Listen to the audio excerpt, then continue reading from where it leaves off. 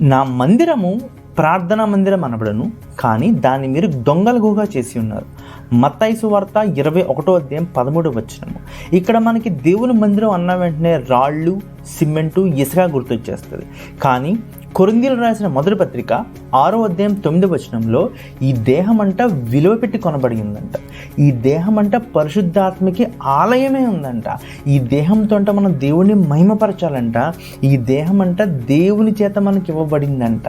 అంటే మనము దేవుని మందిరం అన్న వెంటనే మనకి ఇటుకలు, ఇసుక, సిమెంట్ గుర్తొచ్చేస్తుంది.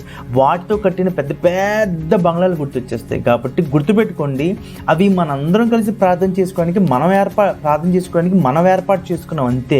పరిశుద్ధాత్మ దేవుడు నీలోకి, నాలోకి, మనందరిలోకి దిగొస్తాడు. పరిశుద్ధాత్మ దేవుడు నాలో, నీలో, మనందరిలో కొలువుంటాడు తప్ప ఇసుకతోటి, సిమెంట్తో చేసిన బిల్డింగ్లో పరిశుద్ధాత్మ దేవుడు కొలువు ఉండడు, నివసించడు. అది ఆయన మందిరం కాదు. కాబట్టి ఇప్పటి వరకు ఎంతమంది మీ దేహాలతో ప్రార్థన చేస్తున్నారు? ఎంతమంది మోకాళ్ళు దేవుని సన్నిధిలో ఉంగుతున్నాయి? ఎంతమంది నాలుకలు, పెదాలు, కంఠం దేవుణ్ణి మొరపెడుతున్నాయి? ఒకసారి మనలో మనం చెక్ చేసుకోవాలి. ఎంతమంది దేహాలు ప్రార్థన మందిరాలాగా ఉన్నాయి చెక్ చేసుకోండి. ఇప్పటి వరకు మనం ఇసుకతోటి, సిమెంట్తో కట్టిన పెద్ద పెద్దయ్యే చర్చిలు, అందులోకి దేవుడు దిగొస్తాడు అని చెప్పి మనం అనుకుంటున్నాం. కానీ యేసుప్రభు ఈరోజు నాతో, నీతో, మనందరితో మాట్లాడుతున్నాడు. ఇసుకతోటి, సిమెంట్ తోటి, ఇటుకలతో కట్టిన దాంట్లో యేసుప్రభు దిగిరాడంట. మన దేహాల్లోకి దిగొస్తాడంట. నా దేహంలోకి, నీ దేహంలోకి, మనందరి దేహంలోకి.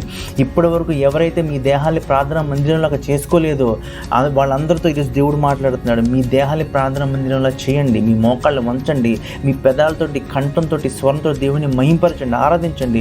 పరిశుద్ధాత్మ దేవుడిని మీ దేహాల్లోకి దిగి రానివ్వండి, కొలువుండనివ్వండి. God bless you. God bless your families.